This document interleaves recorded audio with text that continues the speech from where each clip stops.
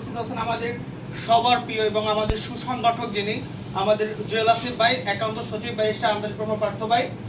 উপস্থিত আছেন আমাদের বাংলাদেশ জাতীয় পার্টি বিজেপির কেন্দ্রীয় কমিটির সাংগঠনিক সম্পাদক আমাদের সবার প্রিয় শ্রদ্ধাভাজন ইলিয়াস মাতব্বর ভাই, এবং উপস্থিত আছেন ঢাকা মহানগর উত্তরের পূর্ব থানার নেতৃবৃন্দ।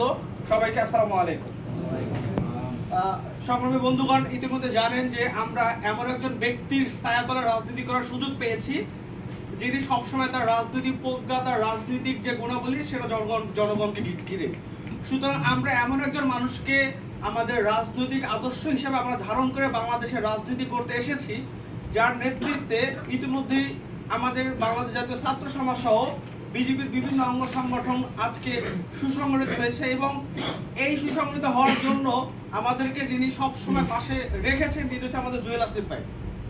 তো আমরা সবাই উত্তর পূর্ব থানার সকল নেতৃবৃন্দকে বলবো যে আগামীতে আমাদের বাংলাদেশ জাতীয় পার্টি কর্তৃক যতগুলো কর্মসূচি আসবে, রাজপথে কর্মসূচি, সবগুলো কর্মসূচিতে আপনারা যেভাবে পূর্বে ছিলেন সামনে আপনাদেরকে আমরা এভাবেই চাচ্ছি।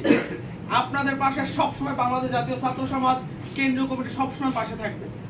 বন্ধুগণ, আমরা ইতিমধ্যেই আমাদের ব্যারিস্টার আন্তরিক পার্থ ভাইয়ের যে তুখর নেতৃত্ব গুণাবলী, তার যে জনদরদি বা তার যে জনপ্রিয়তা, ইতিমধ্যে কিন্তু সেই খেটে খাওয়া মানুষ থেকে শুরু করে এলিট শ্রেণীর মানুষ পর্যন্ত পৌঁছে গিয়েছে। আমাদের প্রত্যেকের দায়িত্ব হচ্ছে ব্যারিস্টার আন্তরিক পার্থ ভাইয়ের হাতকে শক্তিশালী করে বাংলাদেশের 64 জেলায় এক একটা করে ব্যারিস্টার আন্তরিক পার্থ তৈরি করা।